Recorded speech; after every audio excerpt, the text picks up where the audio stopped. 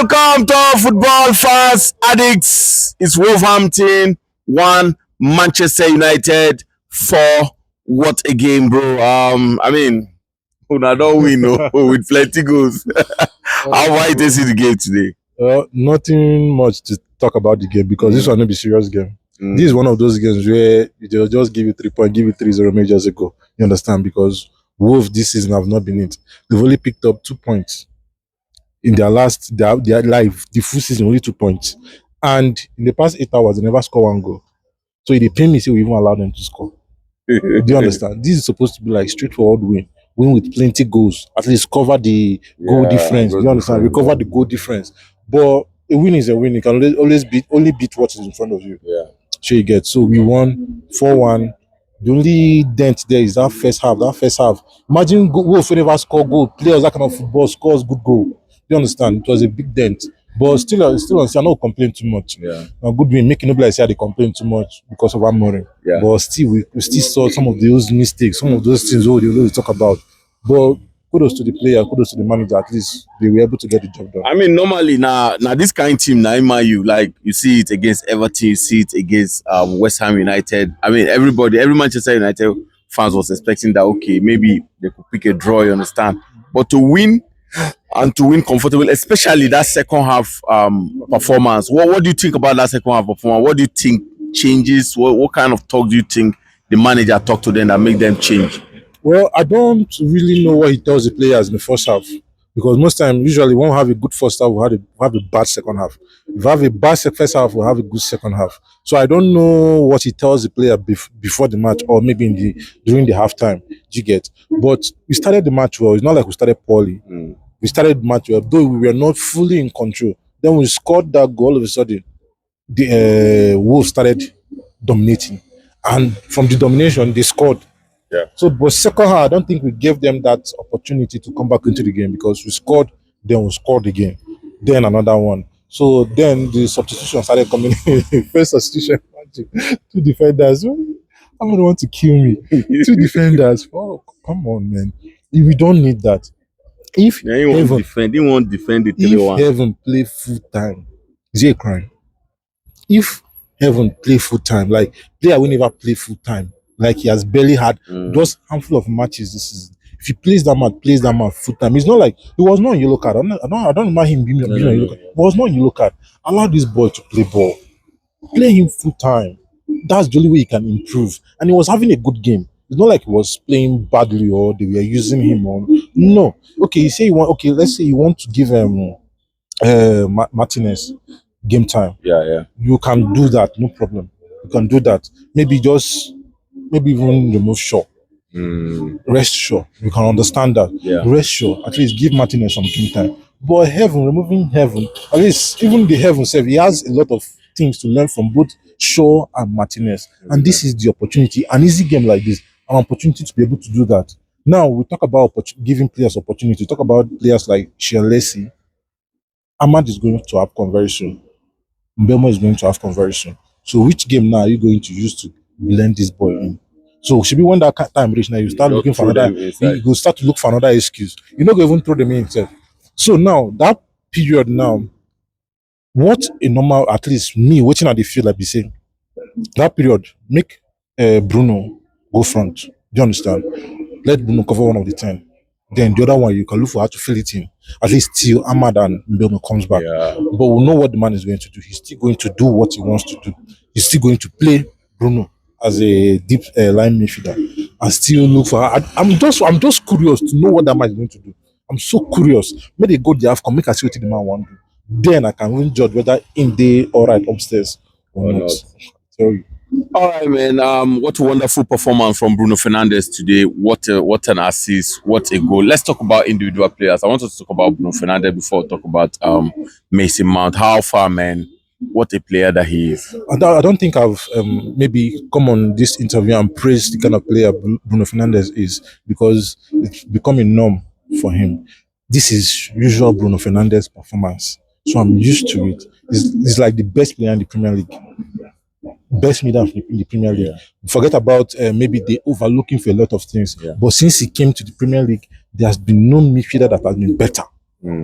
In terms of chance In creation, terms of chance creation, anything you want to, assist goals. he has been there.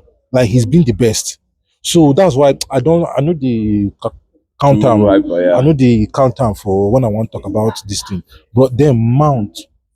See, when I was complaining about Mount, when which match was it against? Was it against Everton when he benched Mount? I'm like, why did you bench Mount?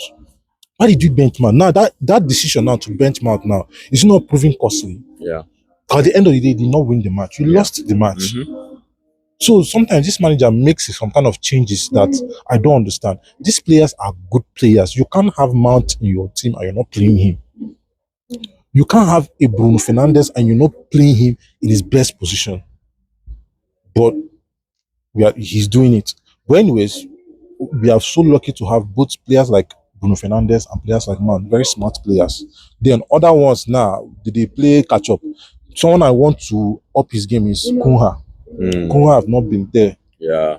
And if we are being honest, in as much as my U fans, they want to maybe hype some of their signings, especially those ones that we are against Rashford, they just want to have a reason to say, Yeah, oh, Kunha is better. Yeah. But Kunha have not been better. Yeah. Especially after his injury. I can even go as far as to tell you that Kunha has not, this season alone, Kunha has not been better than Zexi this season. But they will tell you, sell Zexi. Kunha is performing. Kunha has not been better than Zexi because Zexi at least can hold up the ball. Yeah. He's not selfish on the ball. He can facilitate play. Now, tell me now, what is Kunha doing for us? He holds on the ball too much. He as much as we know he has the quality. I know he has the quality. Yeah. But the quality are not showing. I don't know if it's the system, because when you come to that Wolves team as of last season, I think he's a major reason why they beat us someone away last season. Yeah. Do you understand? But in this team now, we thrive more on not on individual plays. We thrive more on collective. Yeah. We thrive more on team play. Do you understand? Yeah. And he's not been able to blend with the team. If you watch, most times he's not on par with his teammates. Do you understand? At front, yeah. He's not on par with them. So he needs to know how to blend and play and have a sync with the people he's playing with up front. That's just the thing. All right, man. Let's talk about Ahmad. What a game he had today. Very soon we'll be losing him to CAF. How well do you think Manchester United will be missing him? No, we miss Ahmad. I don't think any other person is going to play that his position as good as he does it. He's not having the assists. He's not having the goals, but we can see his impact in games. 1v1, he's fast. He can link up play. Anything you want him to do, he can do it. So he's very good. There's no other player that can give us what he gives us currently. The kind of vibe that he brings. If you ask me, any player, okay now, the manager Amorim will tell you we need a second Ahmad in the other wing. So imagine we have someone else that can offer us what is up on the other side, at the left hand side. It will be a very good balanced team.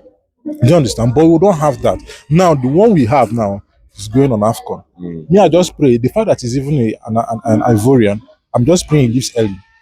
Come on for group stage. Just come. Come on, bro. I swear. Come on group stage. All Manchester United players just come on for group stage. Myself not even good this period. Yeah. Just come on for group stage. Come back house.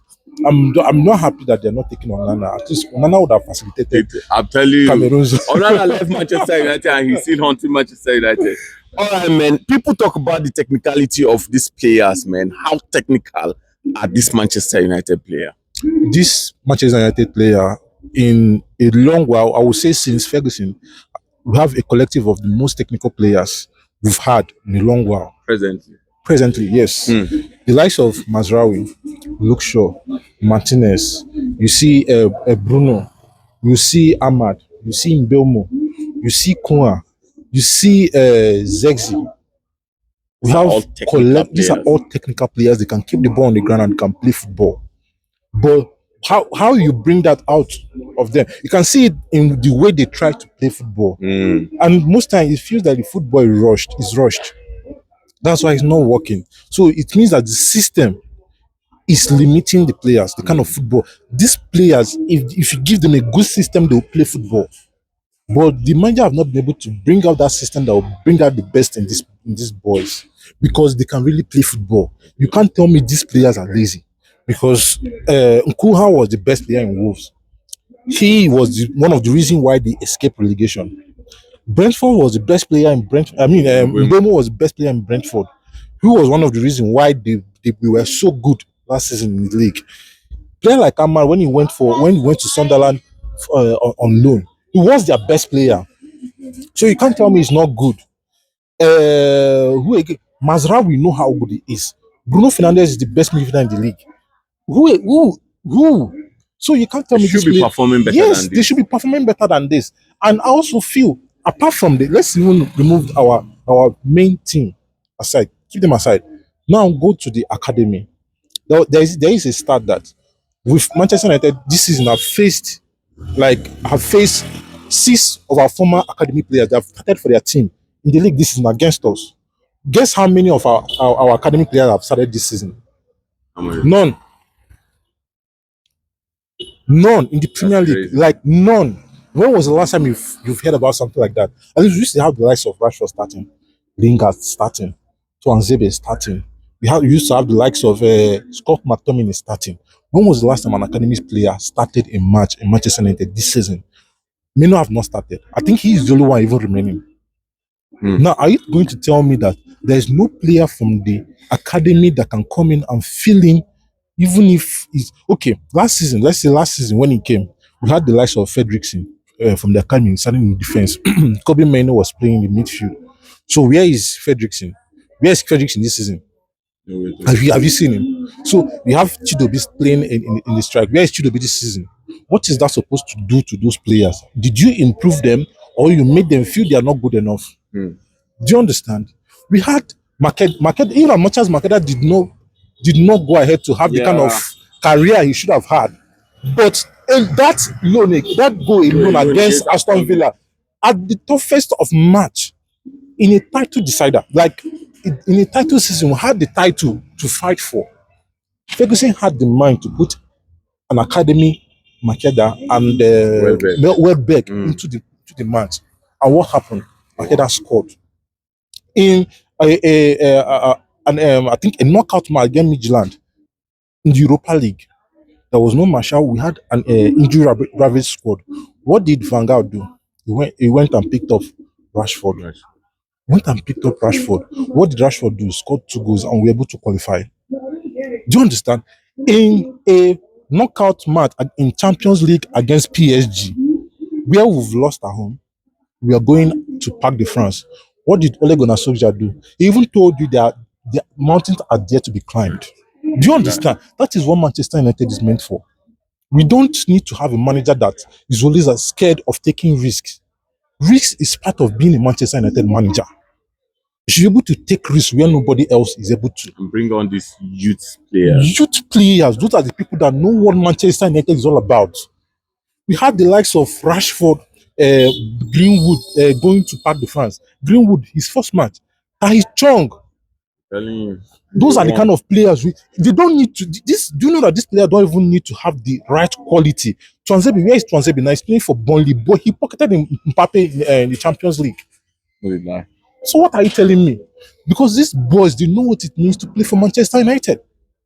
Also, are you telling me that if Amorim is the one coaching Barca, that was before Pedri and Gavi became what they are today, are you going to tell me that he would rather play maybe another midfielder, maybe an older midfielder in the midfield than these boys? So are you telling me that, okay, we will not have Pedri or Gavi, I will not have Lamine Yamal or Lamine Yamal at 16? Are you going to tell me that when under Pep, when Iniesta, Xavi, and these boys were coming up, we won't be having Iniesta and Xavi of today? Are you going to tell me in 1992 when the likes of Scholes, Giggs, Gary Neville, Phil Neville, Nicky Butt, and other and Beckham were coming up, when they say you can't win the leagues with kids? But what did Ferg do? He went ahead to do it. Do you understand? That is the history of Manchester United. So there is no Manchester United without the academy. So whatever it is that this man is doing with these boys, it's not working. It's not going to work because it's not Manchester United spirit. He needs to go back and know what Manchester United is all about. Even Moyes, that did not spend up to a season in Manchester United, was able to at least promote one boy. We know of him, Januzaj. In as much as he didn't go on to fulfill, but he played football. He played football. All right, man. Wonderful winner in sixth position. If you want to choose your three best Manchester United player today, who would they be? Okay, I'll go with Ahmad. Not as much as he didn't score, but he was quite influential. Then Bruno, man of the match for me. Yeah. Bruno, man of the match for me. So who is going to be my who's going to be my third one? Yeah, Mount had a good game. Yes, Mount. So yeah, Mount. So yeah. Mike, thanks so much, man.